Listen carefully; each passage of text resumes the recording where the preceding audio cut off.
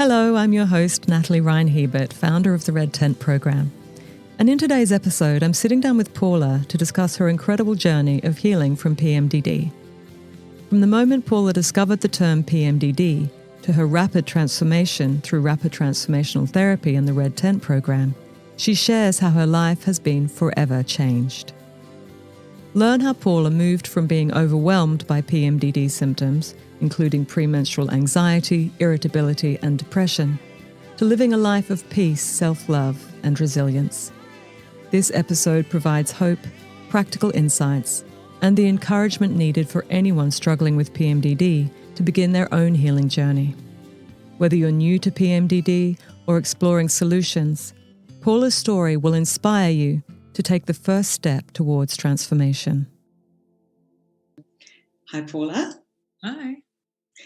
So thank you very much for offering to come and speak today about your journey, because the more people can hear each other's stories, then I think the more hope there can be, an inspiration that you don't have to live with premenstrual dysphoria until menopause or until you get a hysterectomy, or and that there is a way that doesn't require birth control or antidepressants or surgery to overcome it. So that's my message, as you know, and it's so lovely to have others sharing that message with me. So I just wanted to ask you to share with everybody where you were and how you found out about premenstrual dysphoria and what symptoms you were experiencing, if you don't mind sharing. I learned what PMDD was and learned that I had it at the same time. So I had been struggling with kind of premenstrual irritability and anxiety and depression for actually, I don't even know how long. So I was on birth control for a really long time. So it only really kind of manifested when I decided to go off birth control. So my husband had a vasectomy and I didn't need it anymore. So it made sense to not go on it. You know, it's associated with risk of cancer, and in a woman my age, it just made sense. I didn't need it. And then it just turned into this kind of nightmare where every month, you know, he would try and get kind of closer to me because I was pulling away. Then the closer he would get, the more I would push. And we would discuss it like a lot, because sort of the day that my period started, I would go back to me, to the person that he knew and fell in love with, and the person I considered to be me. Mm-hmm. Yeah. You know, so it was kind of a struggle, and we realized that it was a premenstrual issue, and it just seemed kind of extreme, but it just was the way it was, right? Like, women suffer, and so this is just my suffering. Mm-hmm. So I think we were just sitting on the couch, like watching TV, just kind of an average night. And I was scrolling through Instagram, and one of the people I follow on Instagram, just, you know, apropos of nothing, it just kind of popped up on her feed. PMDD is not just a severe form of PMS. And I thought, what is this? What is PMDD? I've never heard of it before. I'm a medical scientist. You know, you'd think that I would have heard of it, but I haven't. So we looked it up, the very first page we get to, and it was like a list of symptoms, boom, boom, boom, boom. I think 8 out of 10, and I could tick them off right then. Like, oh my God, this is it. You know, like, this kind of explains it. And there was already like a weight kind of lifted, just knowing, oh, okay, I'm not crazy. Like, I don't have some kind of, there isn't something inside me. It's just this thing that I can deal with. And I think like the week later, or maybe 2 weeks later, but very close to that event, I saw the post that you had put on, I can't remember the Facebook group now, but a Facebook group that we were both part of. Mm-hmm. And I was like, oh, wow, it's serendipity, right? Like, yeah. I have this thing, it's really causing a problem with me. And you kind of had an answer. I didn't know if it was the answer, but you had an answer. It was something that I could do something about it. I didn't have to just suffer. So, yeah.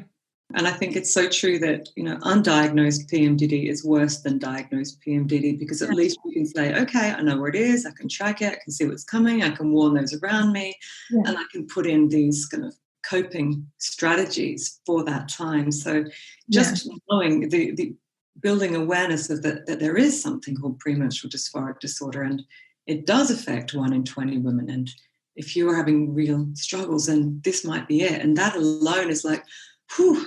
And that's kind of the first step. I remember getting that to myself. But then I felt, I think, and I've said this to your girls in the group, I'm sure, my husband said, look, it might not be your fault, but it is your responsibility to master this, which made me really cross at the time, because I thought, you try and master this, it's not that easy. But he was right, and it was that coming to that realization that it's going to have to be me that masters this thing. I can stay in victimhood if I want to and say, well, it's not my fault because I've got PMDD, but I didn't really want to go on doing that. And when I got to that point, my teacher appeared too, serendipitously, in the form of Marissa Peer and Rapid Transformational Therapy and everything. So that's the short version of my story, and then why I created the Red Tent to specifically offer rapid transformational therapy and metacognitive psychology to women who were in the same position as I was in. So you find me and you find out that I've got this thing called the Red Tent, which I'd just begun actually when you found it. So what happens next? We did our RTT session, and I think that for me that was kind of the biggest thing. The RTT session, my life changed that minute. I think the minute I walked out of your house, it was gone. It was the most remarkable thing. And, to say that it's a kind of a rapid transformation is an understatement. It was an instantaneous thing for me. So that was kind of the turnaround thing. And you had told me about the Red Tent that you were setting up at the time. And I was really keen to be involved because, I just had, it was this incredible moment for me. And I really wanted to kind of examine a little deeper, just the idea that I have these beliefs from my childhood and that they are still affecting me. Like, okay, this is something that if I can dig into it, then that can only be a good thing. The stuff that we uncovered in the RTT, and I've spoken about this a lot, they were so small, these tiny little inconsequential things that had happened in my childhood, and they had such a large effect on me. So I was really keen to kind of dig in a little deeper and to try and understand how I get in my own way, and I think we all get it in our own way, not just with relation to PMDD, but in other things. And as you know, I send everybody to you. I think anybody who comes to me and they're like, oh, I'm struggling with this thing, like, oh, RTT is the thing, you should definitely do it. I'm a firm believer, even at the beginning, I was quite skeptical. I'm a firm believer now. So I wanted to dig in a little bit deeper, and I was part of the first Red Tent group, which was great, and it was just such a lovely group of women. And it was so nice to kind of be part of something where I could understand what they were going through, even though we all had different challenges. Yes. There was really a sense that we kind of understood each other, and we were all kind of heading in the same direction. We had this goal, and I think that was really, really lovely. Yeah, you've got that on the same track, but you're not there to sort of whinge about your situation and have everyone validate how hard it is. It's you're on a healing path together, and you are. And of course, challenges can come up, but there's always, but we're moving forward. And what can I learn from this? And what is this trying to show me? And it's a completely different way of approaching it. And all over the world too is this lovely feeling of you're just like me, but you're in Berlin, or you're in Australia, or you're in the US, and get this international feeling. We've all got our own stuff. The appreciation that actually in my case what I had was mild. It was a big deal for me, and it was a big deal for my family, my relationship. But then to kind of hear stories from people where suicide is a real thing, like this is something that people are actually contemplating, that for them this time is such a burden, it's such a weight, was a realization for me that, this isn't just that you're irritable with your husband, this is so much more, and I can see looking back, my husband is great and he's really lovely, but I can see looking back at other relationships that this has been in the way.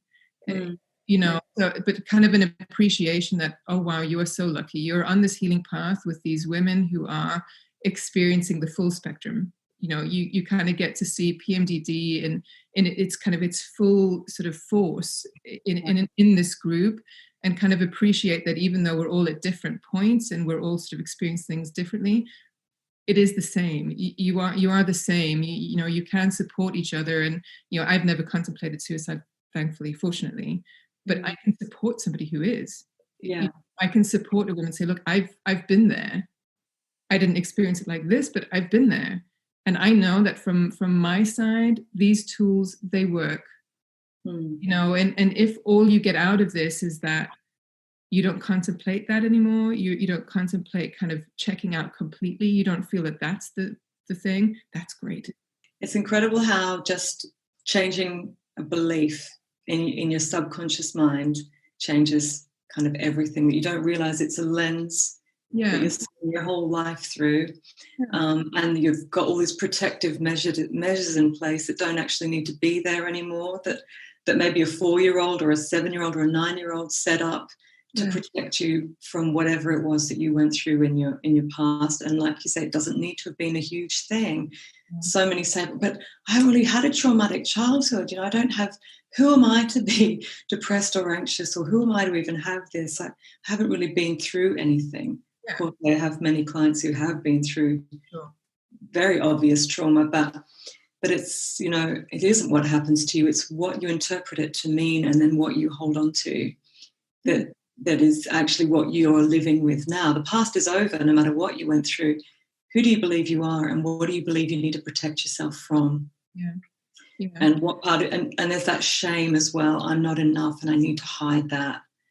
You know, I think that was something that you were experiencing. That's why for you, when your partner wanted to come close, you're like, no, not so close, because then you might see the real me. And I don't know if that's quite palatable, which of course it is. You know, and it's that realization, I'm enough, that really everybody comes to at the end. It's the same for everyone, no matter what your journey's been. It's realizing I didn't believe I was enough, really didn't, and now I know that I am, all the way down. That causes the big shift. And it is as quick as finding out Santa Claus isn't real. People think, how can it happen so fast? No. How do you believe in Santa Claus? You know, and no. And how long did that take you? Did it take you months of therapy to work through dropping that belief? No, the second you see the truth, you can't unsee it. And really that's as simple as it is, and it's complex too, because it's not as, you can't really just do it for yourself with your conscious mind. You do need someone to facilitate it, but at the end of the day, it's you who rescues you, you know. Which I think is the kind of the great, the kind of the power of the program, actually, because, you know, the RTT is this rapid thing. You really do just, for me at least, honestly, the minute I walked out of your door, I knew that I was changed forever. So, but the program actually gives you the tools then to deal with other challenges that come up, and I still use them, not all of them, but, you know, I still use a lot of them. You know, my dad died last year, and you know, I told you about it, but I can't even remember what you called it now, but I call it my thought room. So where you construct this place in your mind where, you know, you only have one door and your thoughts can only enter through this door, and you place them in a nice comfortable chair, and you deal with them as you can and when you're ready, and they don't rule you anymore. And so I use that quite a lot. And after my dad died, I could go to my thought room, and my dad is there. And of course he is. Where else would he be? Because he lives on in my thoughts, right? But it was very upsetting, of course, to lose my dad, but having that was such a comfort. You know, so even though it's not related to my PMDD, of course, but it still was this kind of tool that you gave us as part of this program that I applied to this other stress in my life. And, you know, I think that that's a really great thing to sort of learn that, okay, maybe not all of these things are going to be for you. Maybe you'll find some kind of other way to apply them, but knowing about them and being able to apply them means that you have this kind of capacity that you didn't have before. And you know, what a wonderful thing. What a wonderful gift, actually, to give the women on your program. The realization that you don't have to think every thought that comes into your head. I don't think I realized that maybe 10 years ago, even maybe 5 years ago. It's just sort of thoughts there. I'm going to think it now. Instead of understanding, well, I am the person, I'm the one that watches my thoughts. I am pure presence, and I can get involved and engaged in that thought if I want to, or I don't have to. You know, you can't control the thoughts that pop into your head, but you You can control what you then do with them. And that is just such a freedom to put you back in control of your own mind and build that presence. The more you do it, the more present you become, the more aware you become of negative thinking popping up and being able to just, I'm just going to let that go and not engage with it. And I think the more you do that, you actually are training your mind in what sort of thoughts you're interested in. You know, what you give your attention to is going to expand. Sort of like your subconscious is throwing up these mega checks going, what do you think of this one? What do you think of this idea? What do you think of that feeling? Or what do you think of this situation? And it's checking your response in a way to see, do I keep this belief here? Or do you want me to change it? That's what I think the train of thought's about. It's sort of just checking its program settings, going, is this all still good? Still want to keep all of this? So you do have power consciously to say, actually, no, I want to let that one go and I want to direct my mind towards something else. So, yeah, that's another really important part. But again, if you've got all this deep wounded pain inside, the quality of the thoughts coming up are going to be painful and insecure and not good enough and unworthy and all this stuff. And it's really hard to fight it, especially when the thoughts come and then the emotions quickly follow and then you're hijacked by those emotions and it's very difficult to overcome them. So the red tent covers both sides, doesn't it? You've got the RTT to heal the wounds. So the quality of thoughts that come up are very different. I have clients who say, some of the old thoughts pop up, but I see them, I go, no, it's not true for me anymore. Yeah. And then they have also that developed presence that gets bigger and bigger, which is able to see the thoughts and direct them. And so the two together, I think, is really powerful. Really powerful. Yeah. So it's been over a year since, is it now? Well over, isn't it? It's well over a year since you finished.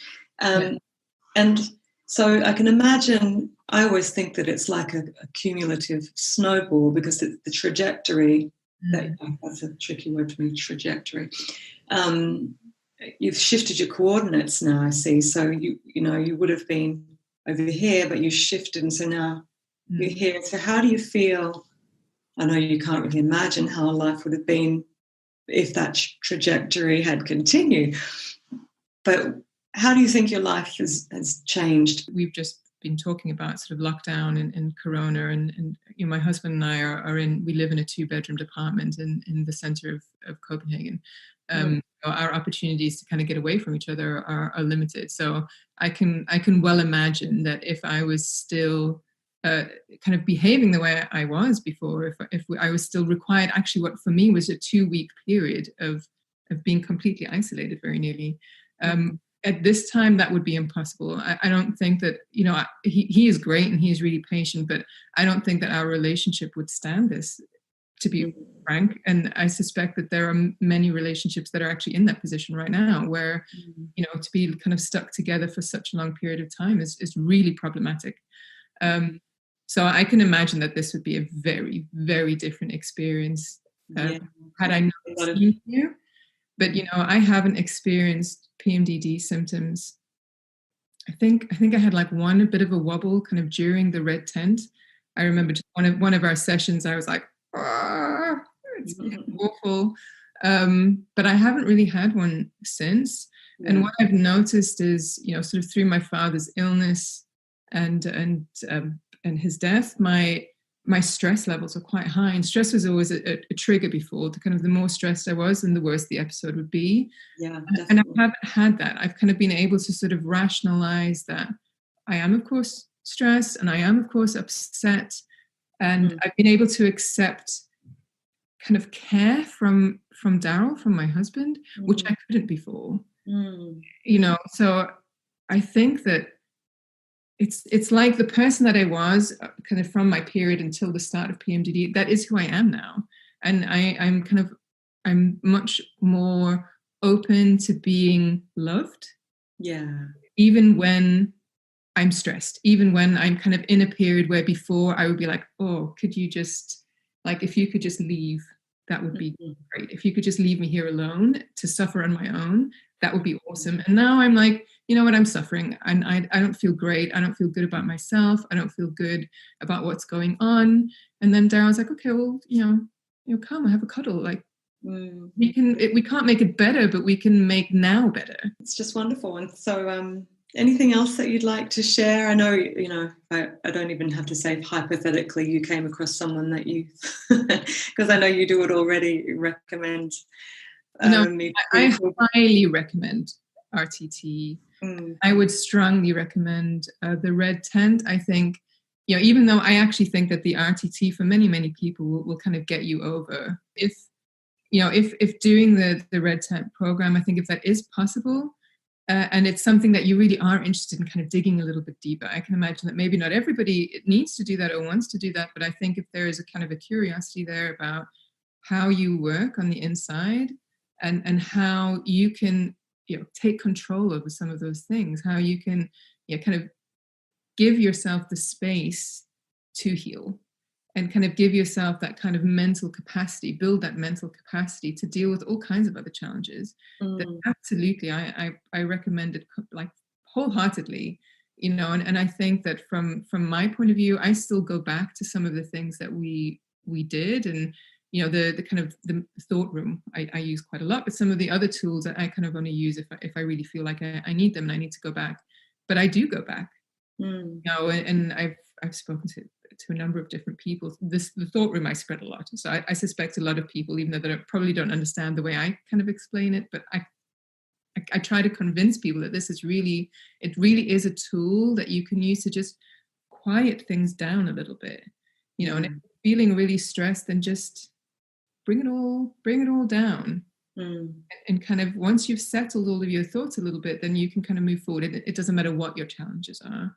So, I recommend the Red Tent specifically. Build up this toolbox of things that you can use. None of us go through life without challenges. I don't know anybody who's been so fortunate to kind of sail through or breeze through. So yeah, I think even if you're not suffering from PMDD, this is a way that you can investigate your kind of your inner workings, your inner mind. If you can't if you can't quite do the whole program, if you can't afford it, then at the very least, don't just do nothing. At least do the RTT element, because for so many of the women in the program, that first session is like pulling out a really painful, pussy covered thorn and allowing things to heal over. And that first session is the real kicker. It is a remarkable thing, but I would say that if doing the Red Tent program, I think if that is possible, and it's something that you really are interested in kind of digging a little bit deeper, I can imagine that maybe not everybody needs to do that or wants to do that, but I think if there is a kind of a curiosity there about how you work on the inside and how you can take control over some of those things, how you can kind of give yourself the space to heal and kind of give yourself that kind of mental capacity, build that mental capacity to deal with all kinds of other challenges. That absolutely, I recommend it like wholeheartedly, and I think that from my point of view, I still go back to some of the things that we did. Everyone comes because of the premenstrual dysphoria. That's what gets you here. Yeah. But you leave with far more than I don't have PMDD anymore, which is, of course, in itself priceless, because life without that is just so different. But that's sort of just a side effect of the healing that you have inside yourself, that your self-worth and self-love, self-esteem, confidence, everything becomes whole again. And how that affects your whole life, that being able to just have your own opinion of yourself as the most important one. It kills people pleasing. You don't need to do that anymore. You don't need to look outside yourself. You don't rely on, is my career going really, really well? Yeah. You're enough, and great if it's going well, but I'm still enough. And I think, that's such a calming feeling to always have that self-assuredness that's self-sourced, and you don't need it from outside. And the irony is that the more you do love yourself, the more you can let love you. Of course, come love me, because I'm happy for you to see me with all my snot and my tears in my middle of my grief here, because I know that I'm lovable and worthy of this love and care. And you're able to just show up completely soft-bellied. Here's my underbelly, and you can see me, and because there's no shame anymore about not being good enough. So that's another big thing. So but thank you so much. We're around about half an hour, so that will That's perfect. But thank you so much for sharing your story, Paula. I think anybody listening out there where this is maybe the first time you've even heard of PMDD, if like me, this is how you discover that this is something that you actually are going through, then reach out. Thank you so much for joining me on Women Who Heal. If you found this episode helpful, I'd love it if you could take a moment to rate and review the podcast. Your support helps us reach more women who might need this message of hope and healing. And don't forget to share this episode with anyone who could benefit from it, a friend, a sister, or someone in your community. You can follow me on Instagram at Natalie Ryan Hebert and at the Red Tent PMDD. I'd love to hear your thoughts and connect with you there.